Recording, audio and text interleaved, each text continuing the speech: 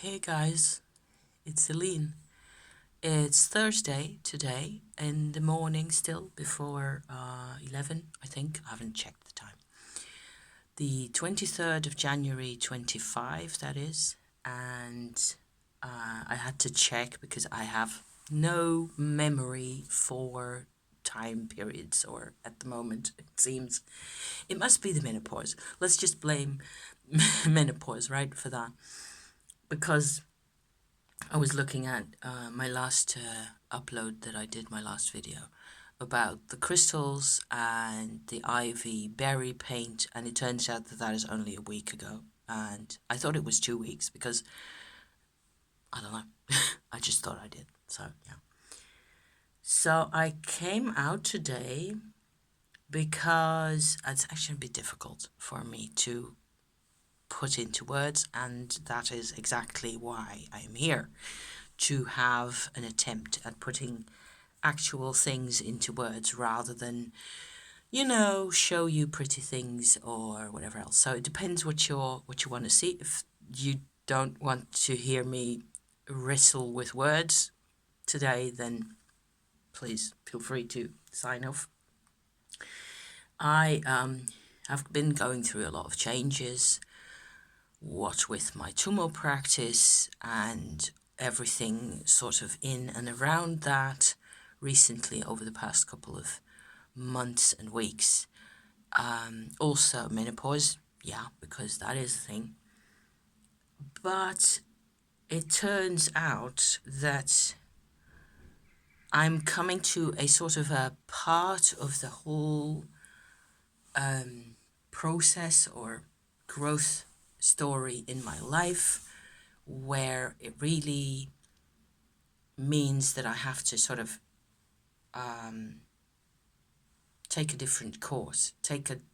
My choices are not the same anymore than they were, say, a year ago. So that is kind of unusual, I suppose. Most people don't go into big changes after their 50s. I am going to be 59 this year, which is insane to me because I just feel like I'm just starting on my life, basically.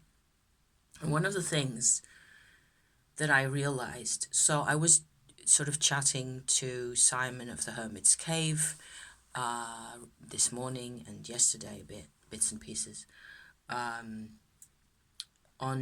around his the video that he did of his collection, a part of his collection of his tarot decks, his Rider-Waite-Smith tarot decks, and I still feel that we should be saying Smith-Waite decks because, yeah, I viewpoints, okay.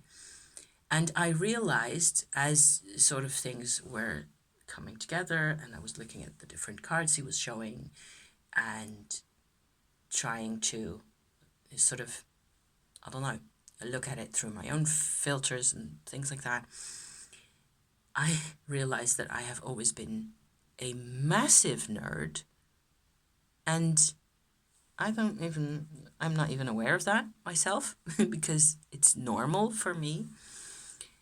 And so I love being a nerd. Okay, let me just put that up front and center. I am a nerd. I have been a nerd. I will always be a nerd. There is no way that I am not going to be a nerd because that is just part of my life. I enjoy figuring things out. I want to know how things work. I want to see the difference between things. I want to analyze things and so on. I have always been a student. But there's a big but to that, and it means that for me, so recently I have been going through changes. I have been, for lack of a better expression at this moment, I have been finding that a lot of my actions in my life, the way I speak, the choices I make, the way I think, has not been connected to my core self at all. That is what has been going on. I'm actually slightly better at putting this into words, it turns out now, after thinking about this for a couple of months, because going through the process that I have gone through over the past 6 months or so, it's been 6 months more or less, where suddenly everything just went yet again. I mean, we thought we'd been through all this with the period after 2020 and doing the Tumo practice, which is, if in case you're new here and you haven't heard me talk about this before, it is my own personal version, my own personal set of techniques, okay, that I still mean to go into in more detail on my channel as I get the chance with life, you know. And it's not really very easy to talk about. As soon as you actually do go into a couple of base assumptions and you explain that, then you, from there on, it becomes easier. But there is a cultural difficulty around everything to do with Kundalini, with Shakti or life force yoga work like this, like my Tumo approach. Okay, it's not the only possible approach. There's a couple of approaches, but the more you work with this, there's a couple of huge challenges. There's things that you actually kind of, it depends on who you are, but I suppose it works the same for everybody, theoretically, that you're going to have to face up to who you really are and to deal with whether you're working from your core self or not.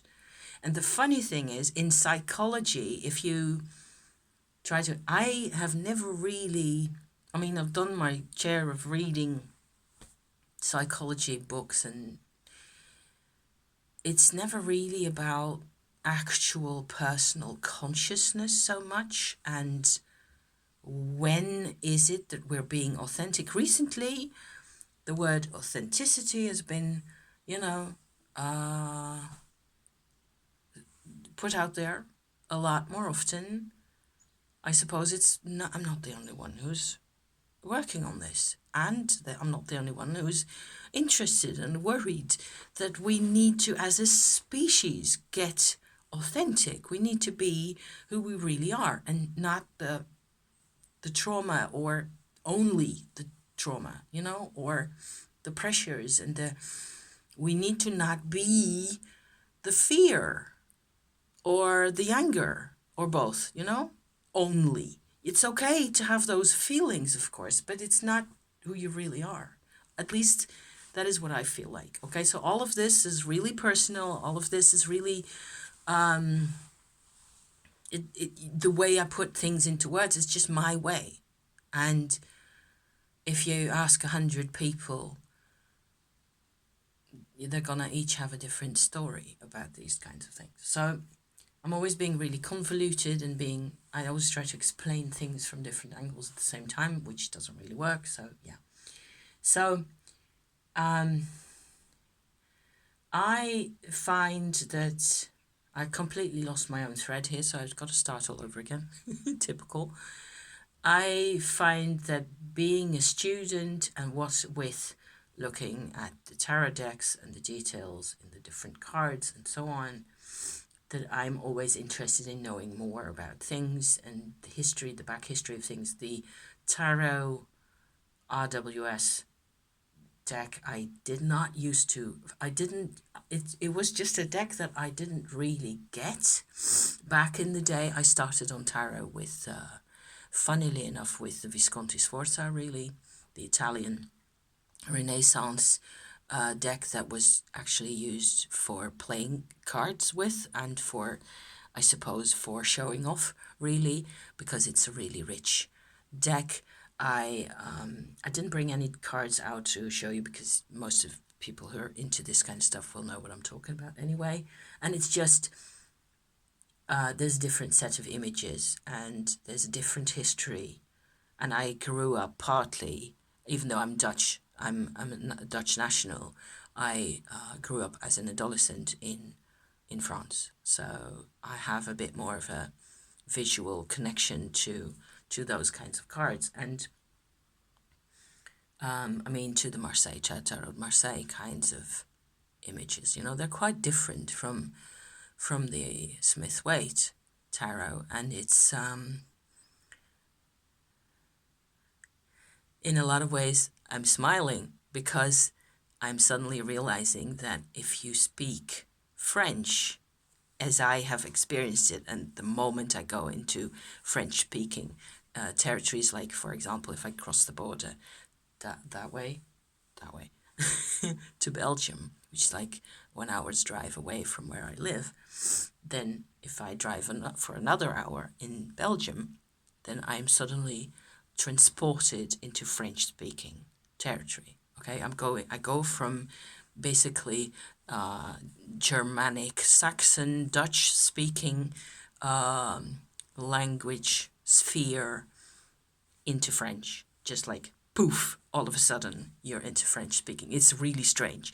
This is a invisible border that I always say. I've said this before on my channel, but I think it's just completely incredible and just makes me giggle every time, is that in the middle of a potato field, there is your language frontier there, because those two areas don't mix at all.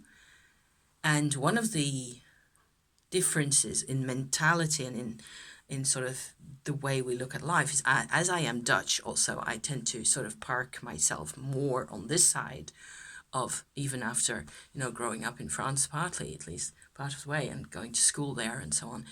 I am aware of those kinds of differences, and we on this side of the border of that language barrier, that is not the national borders at all, we tend to be very matter of fact. We tend to be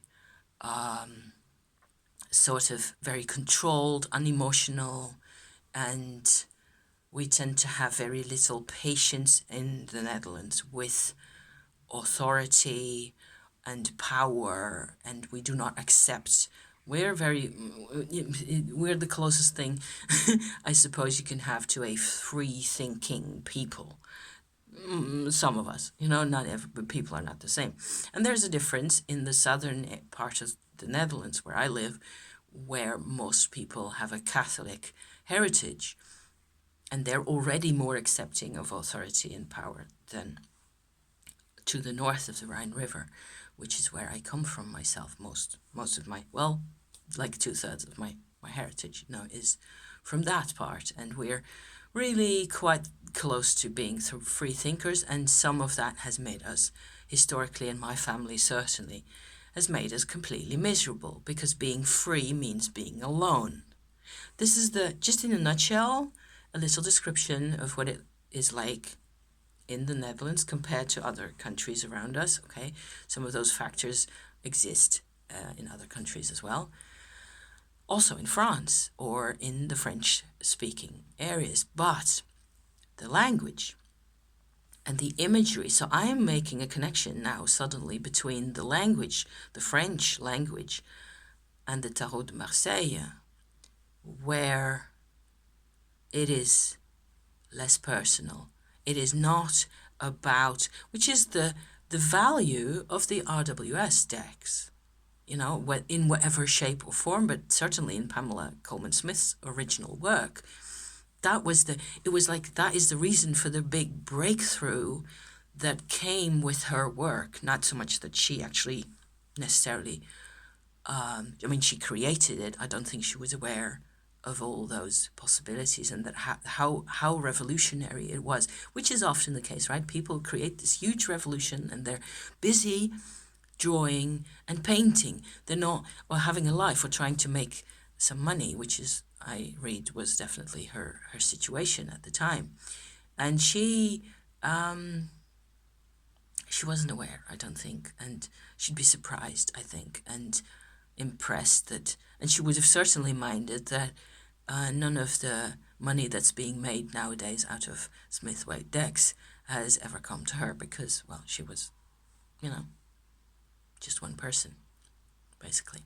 But she did single-handedly, sort of, and probably, a weight and the others influencing him and all the people in Golden Dawn area, more or less were very interested in taking this sort of a less personal, older perspective on tarot cards, and that was impersonal and formal, just like a lot of French culture still is.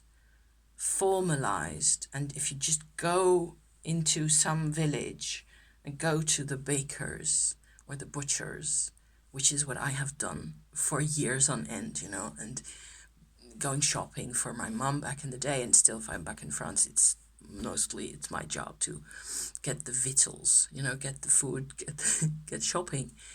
And the relationships between people are still very much like that. Relationships between people, strangers, the way people behave towards each other on that side of the language barrier or on this side, it's very different. So I'm seeing now, coming back to me, okay, this is just a couple of thoughts that I keep having and that I also have, gone into on my channel before a couple of times, depending on what I was going on about at the time. For me, right now, I am seeing that growing up in France meant less connection. So I grew up in this weird,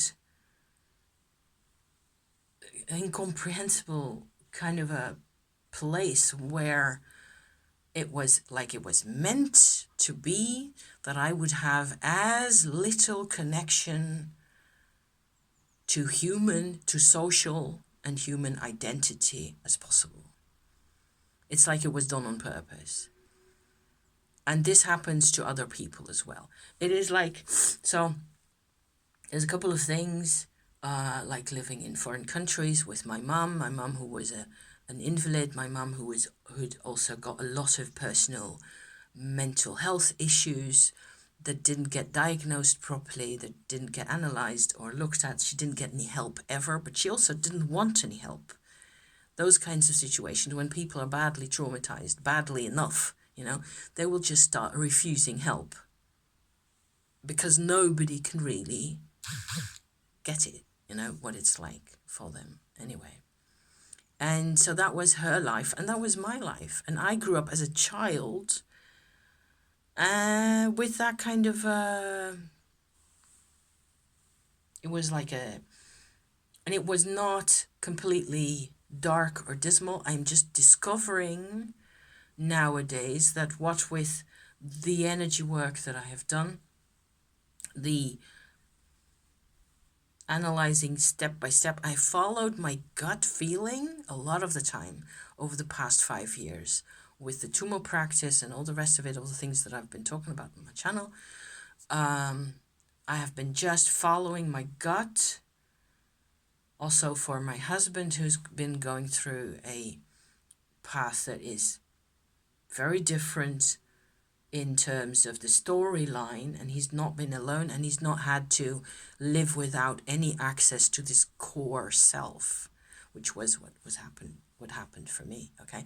And for some reason, and somehow I managed to come into contact with this personal core self of mine.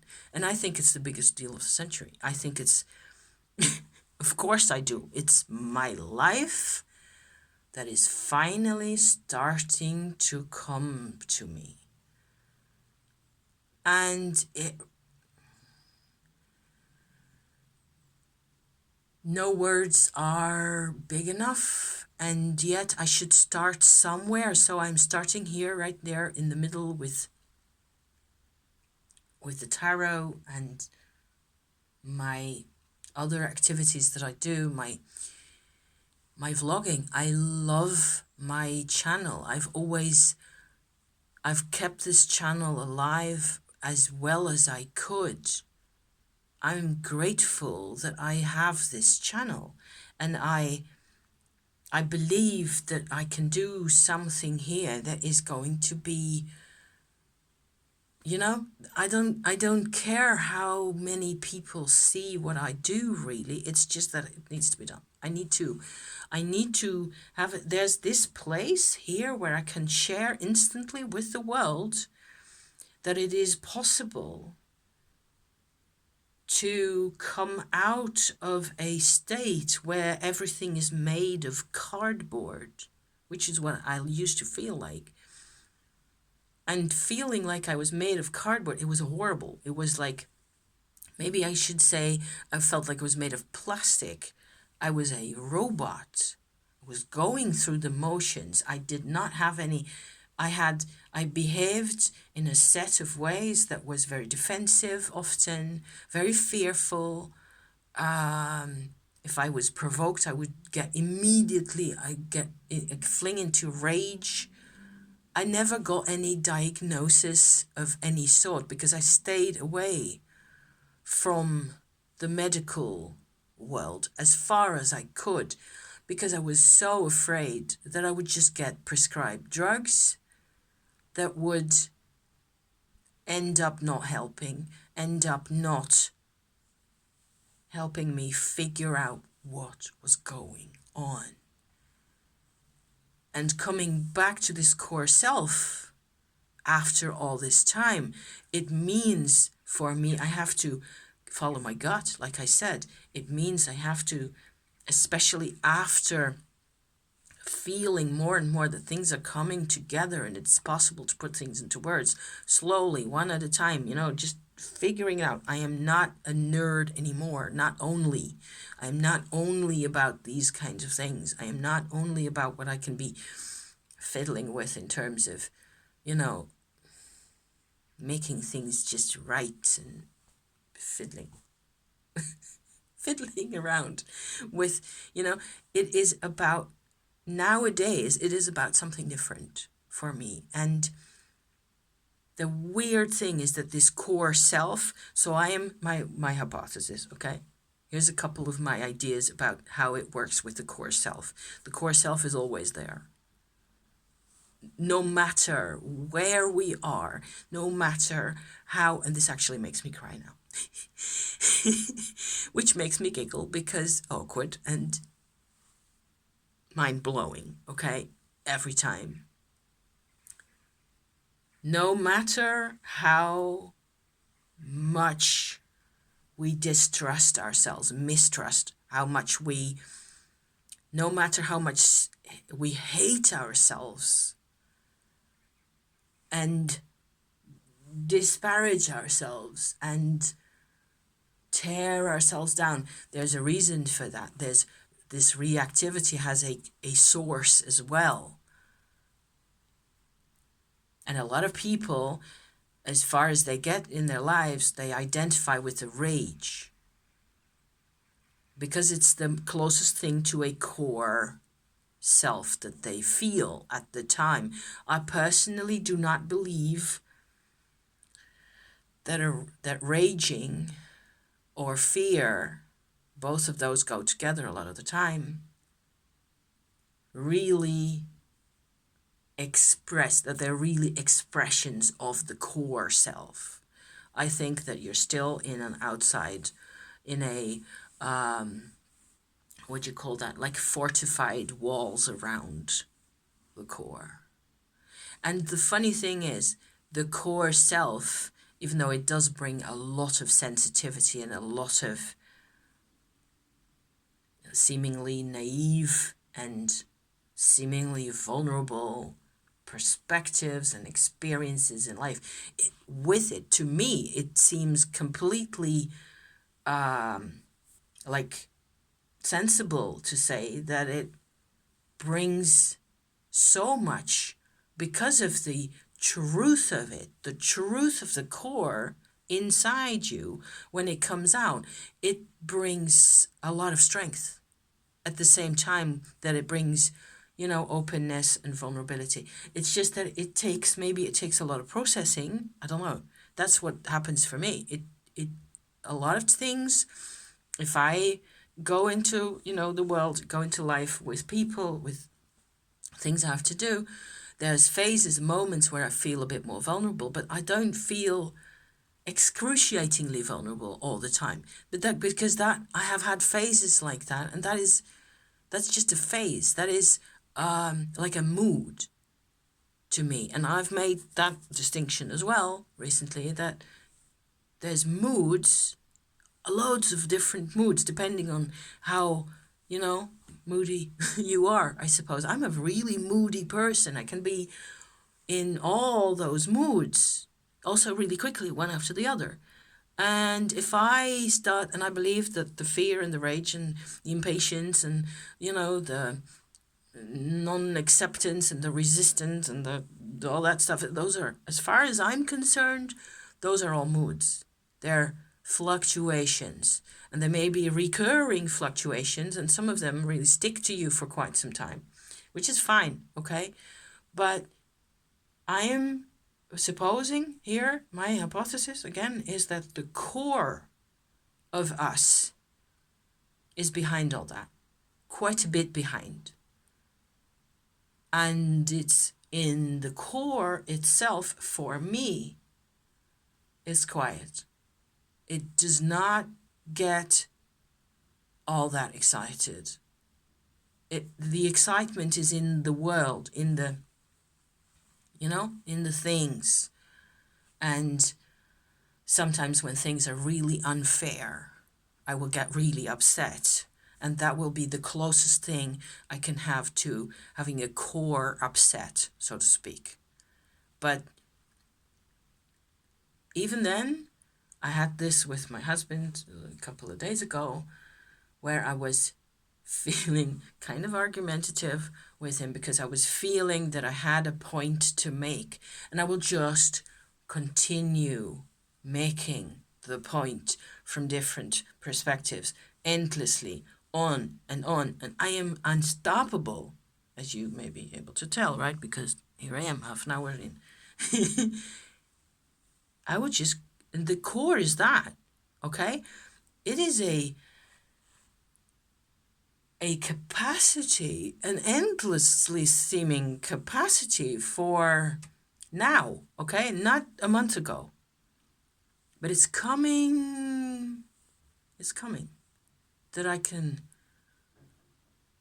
say what I got to say, what I have to bring out. And I'm kind of trying to do the same thing with the internet today here, in my very convoluted and rambly sort of a way. Like I was doing with my husband on Sunday, okay? And I will, apparently, it's my job to come out and talk and say what I feel I need to say. Amen, hallelujah. Why did it take me so long?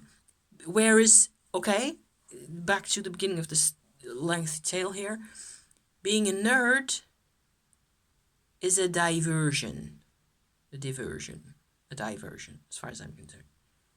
Okay? It means going into the world, into the things, into the details, which is great and fine, and you can still make choices in the details. You can still say, I'm gonna pick the brown wool to continue on spinning at the minute instead of the pink or the green. Or I'm gonna pick this spindle instead of the other one, which has nearly all alpaca kinds on. This is homemade little spindles that are made with a chopstick and a bead at the bottom as a weight, because you have to have a weight. And so choices in life. I've made lots of those, okay? I made this sweater, and then my husband has one as well, which is on the chair that I'm sitting on here, because there's more daylight in the upstairs room here, just a bit more daylight. We actually had a half a ray of sunlight an hour ago or so, which tempted me out of my bedroom and into here. And so here I am. Lots of choices, but the core self, I think it's the most fascinating Coming at it again from a nerd mind kind of a perspective, I think it's the most fascinating, the most important part of us, each of us, each and every single human, has a core that I believe is worth saving. This is a Christian terminology. I believe in saving as in today, now, okay?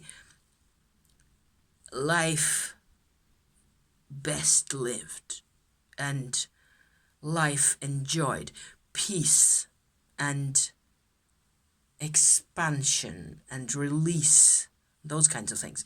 That's what I wish for every human on the planet, no matter.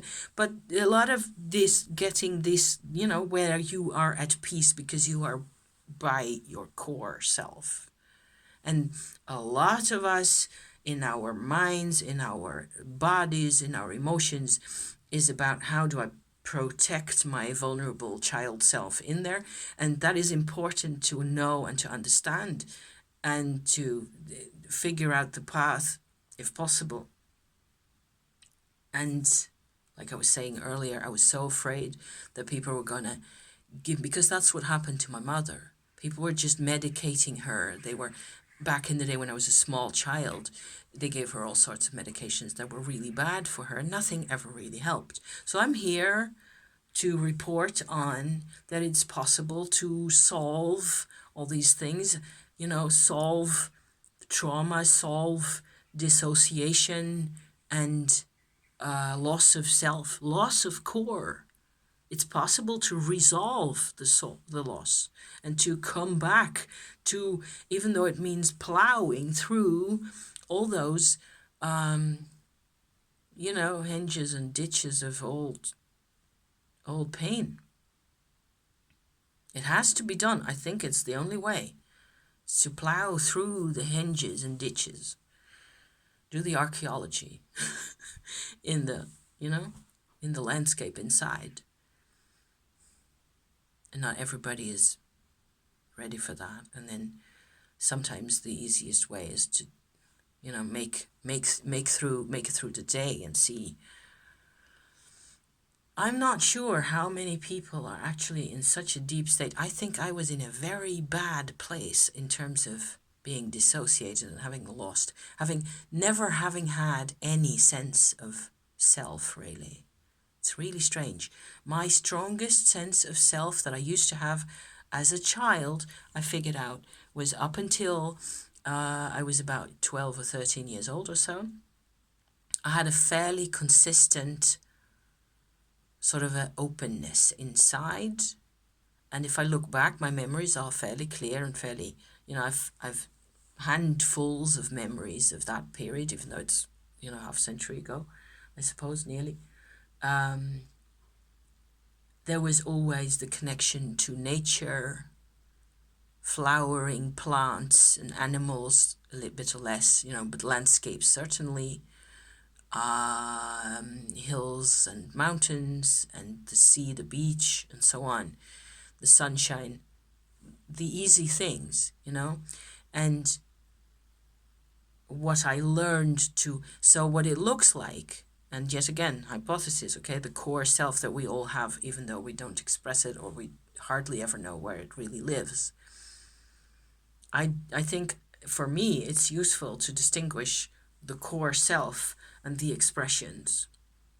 I felt recently that how I surround myself with color and taste are two qualities in life that hit me deepest, that make me respond to the world as a human most strongly, most consistently, for as long as I can remember. Smell, the smell of flowers, the smell of herbs and plants outside, the smell of trees, the smell of the beach, as opposed to what it's like inside further in the country, like where I am now, for example, smell of the fields, the smell of when the sun has been shining on the fields, when it's, or when it's been raining, as opposed to when it's been frozen over and very foggy over the past couple of weeks. So, because January, So, those kinds of things, very sensory, very immediate, unadulterated kinds of perceptions. I've always treasured those. I treasure color more than anything else in my life, I think. Any color. Doesn't matter what color it is, just the fact that there is color in life. I mean, I will wear bright pink and orange t-shirts because color, color is nearly God. But even those, even the smell and the color and the taste of frying onions and whatever have you, coffee, tea and clear water and honey and all that, Each and every connection I have with those is on the outside of the core. The core, my core itself, it is where it all comes from, but it is not itself visible or defined through those experiences. The experiences are all sorts of plasters on the outside. And those are pretty experiences, the good ones, the nice ones, the consistent ones, spinning wool, drawing and painting, cooking dinner, walking outside and seeing the first snowdrops, things like that, like yesterday, things like that. Making things, being creative is very close to my core. It's very tempting to say I'm a really creative person in my core. And yes, that is true, but everything that I have created or made on one level or another, whether it's writing, which becomes a whole intellectual exercise for me because it's nerd, it all sits on the outside of this really mysterious inner self, which has been patiently waiting, buried under the surface, buried under the unbearable weight of other people, my parents, my past, my ancestors. It was like the princess and the pea, remember that? The princess who lies in the bed with I don't know how, 11 mattresses or something, 24 mattresses, whatever it is. And there's a pea grain under the bottommost mattress and she feels it. Well, I'm the pea. I was always only the pea. Really. And everything else in my life didn't feel like it came home to me. I'm sharing, okay? This is me sharing all the things. And I can spin until kingdom come without really connecting, and that danger exists at this moment still. Because I suppose the core self doesn't even need all the expressions. It doesn't even need the taste and the flavor and the smell and the color and the texture. Does it? Doesn't the core need a body to feed back into itself that it exists? Somewhere there.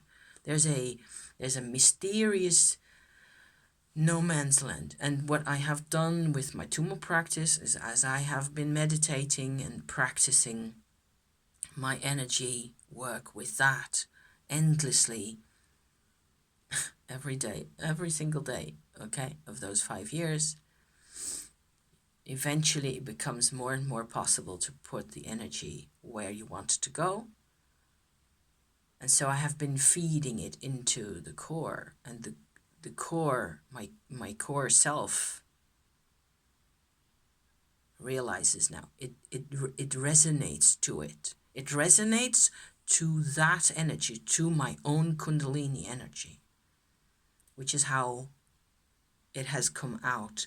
It makes itself manifest, because I look back to that. I look often, once every 2 or 3 days or so, I get around to actually sitting and feeling.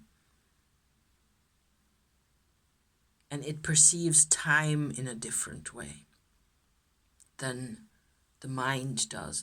It's not as quick as the mind is. So, it for me, that's how it works. Maybe for somebody else, it will be the opposite. Like, it is pushing you and it is urging you to go and trailblaze. I suppose that's possible. I don't know if there's a connection between the core self, as to the extent that we can actually experience it from our fortified selves, from our ego and our minds and all that, our feelings and our trauma and resentment, and also our identifications. I have been throwing the word identification around a couple of times, I think. Because I've realized that as far as it went for me, I wasn't really identified with anything. And I realized that a couple of years ago, where I felt like, well, how do other people do that? Be so identified with this, that, with their tribe, with their family, even in very negative ways. The more negative, the stronger, because tribe is important. So, yeah, I said that I grew up without a tribe. So, I think tribe is funny. I look at people sometimes and I see certain resemblances or certain qualities that I also, find in myself. And it's really weird. Life is weird. The core itself is the least weird place of all, actually. And I'm so used to having all this weirdness go on that to be normal is... and so on and so forth. 42 minutes. I'm going to watch this back, see if it makes any sense. I feel fairly good about this. Because I think it's important to show ourselves as close to as we really are as possible. If this is what I can do today, then I'm doing it. Okay? So thank you for watching. I'm going to go back to my spindling for a little bit, and then I'm going to go into town, probably have a bite of bread out there somewhere and do a bit of shopping, and have a bit of an afternoon. Do a bit of shopping, maybe get some nice paper and, a next art project of some sort or other. Thank you for watching, my dears. I love you to pieces. And if you've watched this whole thing, gosh, I'm overcoming I'm healing myself. I think I look different. I also look very flabby, and I have no makeup on because this is just what I have. Okay. Thank you again. See you around. Okay. Next time. Bye-bye for now.